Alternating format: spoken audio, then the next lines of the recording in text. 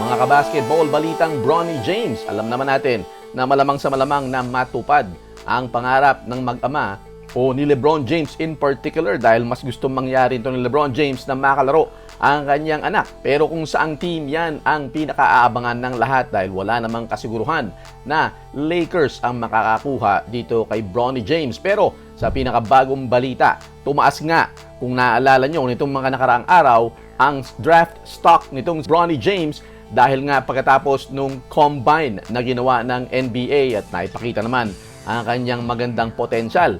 At ito nga napapabalita mga kabasketball na magkakaroon ng workout inimbitahan.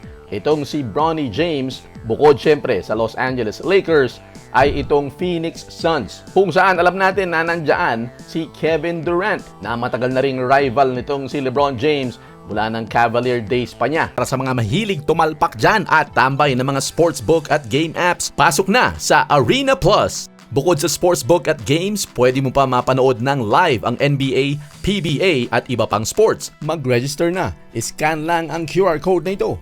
Interesting yan mga kabasketball dahil nga lalakas itong Phoenix Suns, mapapaganda para dito sa kuponang ito na kinapos first round pa lang in-sweep na nitong Minnesota Timberwolves ni Ant-Man. Ang kulang ng Phoenix Suns, ano? Alam nyo na mga kabasketball, hindi ba? Kulang sila ng isang true point guard. At bagaman, itong si LeBron James ay hindi true point guard, siya naman ay point forward.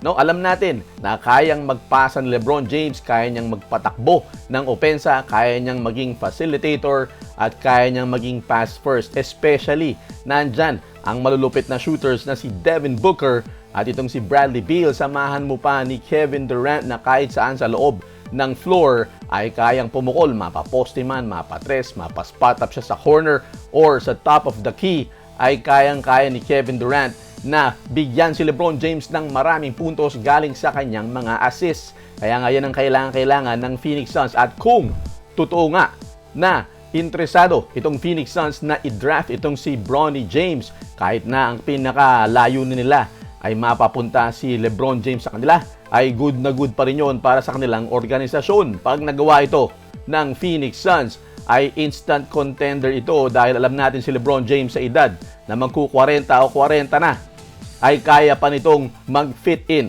sa napakaraming mga koponan sa NBA, lalo na yung mga naghahanap ng mga point guard o isang player na kayang magpasa at maging threat siya mismo. Alam natin si LeBron James ay good for 24, 25, 27 points per game pa yan bukod sa kanyang passing at assist at maging sa paghatak ng bola. Ang pag-imbita ng mga koponan dito kay Bronny James ay simpleng indikasyon na maraming interesado sa kanya. Hindi lamang ang Lakers, ito na nga ang Phoenix Suns at meron pang mga ibang mga koponan ang gustong bigyan ng workout itong si Bronny James. Pero itong si Bronny James ay gusto naman niya na magkaroon ng mahabang karera. Gusto niya mapunta sa isang koponan na kung saan tatagal yung kanyang career beyond LeBron James playing in the NBA. So ibig sabihin ay gusto niya talaga magkaroon ng sariling karera kahit wala na ang kanyang ama at ayaw niyang basta kunin siya dahil lamang sa kanyang ama. Pero syempre kung gugustuhin ni LeBron James na sundan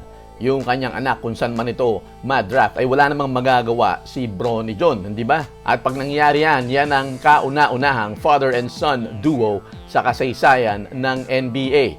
Ang Los Angeles Lakers mga kabasketball ay hawak ang number 55 overall draft pick at bukod dyan ay meron pa silang number 17 pick dito sa draft, habang ang Phoenix Suns ay hawak naman ang number 22 overall pick. So posible talaga na gamitin nila iyon, lalo na ang Lakers, dalawa ang hawak nila sa first round para kay Bronny James. Ang tanong ay meron bang mauuna dito sa Phoenix Suns at sa Los Angeles Lakers? Ang balita mga kabasketball ay mayroong mahigit sa 10 NBA invitation workouts itong si Bronny James. At ayon kay Shams Charania ay tinitignan kay Bronny James kung paano itong tumira mula sa labas dahil nga ang report ay siya'y dapat na point guard para sa kanyang height. Alanganin naman siya para sa 2 guard dahil nga medyo maliit siya at hindi pa rin ganoon ka-consistent yung kanyang outside shot at limitado yung kanyang offensive weapons at mga galawan. So pwede pang mag-improve yan, kaya lang sino nga ang koponan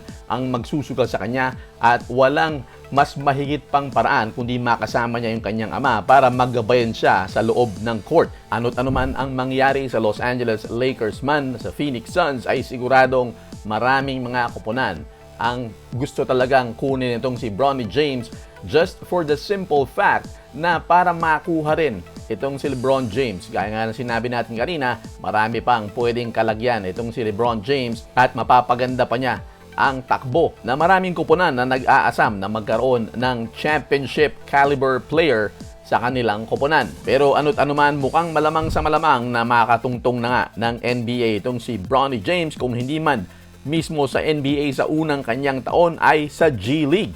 Pero yan ang aabangan natin sa mga susunod na buwan.